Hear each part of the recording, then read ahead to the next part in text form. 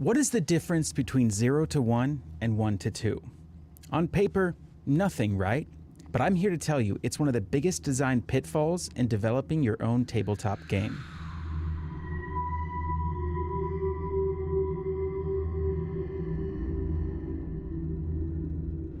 You see, 0 to 1 is a switch, whereas 1 to 2 is bookkeeping. This is the discussion of tracking state versus tracking magnitude. The switch from state to magnitude is the moment the mechanic stops being remembered and starts being tracked. A state is cheap in your game because it only asks one question. Is it on or is it off? Has he used his legendary action yet? Is this trap on or off? Used or unused? Active or inactive? That kind of mechanic sits in the brain easily because it has a clear shape. The table often can just remember it, but magnitude is different. It asks a different question. How much? How long? How many? And the second your mechanic starts asking that question, well, somebody has to keep track of it. I started thinking about this concept when I was wondering how to solve the problem with my game, which is I use a D12 for accuracy. In D&D, a D20, your crits and your automatic fails are a 5% chance away from being triggered. I did want crits, but I felt like they were going to happen nearly 10% of the time.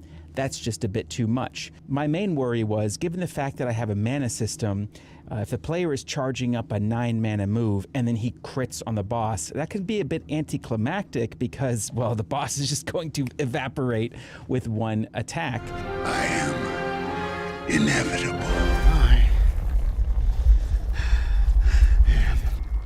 Murder hobo.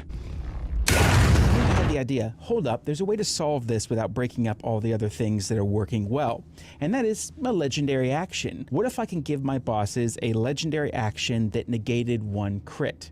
And that way they wouldn't get instantly deleted from a lucky, albeit unlikely roll. And then I thought, well, I might want to add 2 of those legendary actions, like, so you can crit him if you crit him on the 3rd time. A lot of enemies in Slay the Spire have this. They'll have a certain number of artifact points that they can use to negate things like poison. I thought, well, that's a pretty good idea, but then I started realizing, man, now I gotta keep track of these legendary resistances. It's not a big thing on its own, but none of this is on its own. And that's one of the traps that a lot of designers fall into, is they're looking at the game in an isolated way. How do I solve this one mechanic? As soon as you open up the game as a whole, you're having to track a lot of different states and a lot of different magnitudes. And that's when that eureka moment dawned on me and I realized, yeah, there is a huge difference between 0 to 1 and 1 to 2. I'm not saying that if your game has a lot of magnitudes to track, it's a bad game. Because I understand that by losing those levers that you can pull in the complexity of combat, you're also making combat a little bit more shallow. What I want to do is I want to lower the skill floor and the tedium so that turns are fast and it's easier to get into the game without losing too much of that skill ceiling. Alternatively, if you have too many mechanics in your combat and too many magnitudes to track, the skill floor can raise up high enough to where most people won't even give it a chance, and the tedium can take away from the story you're trying to tell. I mean, there's a reason why we're playing a TTRPG and not just playing Warcraft 3. A monster that can cancel one crit is clean and dramatic. If that monster can cancel 2 crits, now you have to write down somewhere that he's removed one of his crits. And obviously that probably is going to be the DM, but then the player isn't going to be really engaging and feeling that. So you might need to express to them, okay, well, he can cancel 1 more crit. Well, now this has become a war of attrition. And I actually feel like that might be one of the reasons why a lot of designers criticize the HP system. I don't necessarily think that HP systems are bad or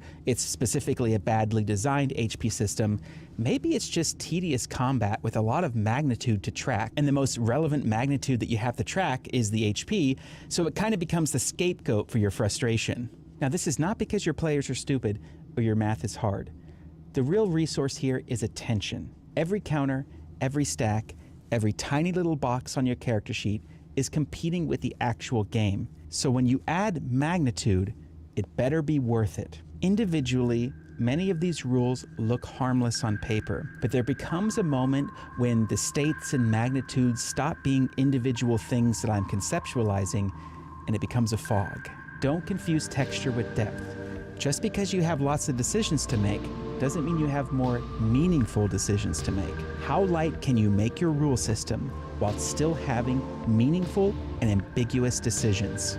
And if you can, change your magnitudes into states. It'll help quite a lot, trust me. This is David the DM. I'll catch you next time, and have a good game.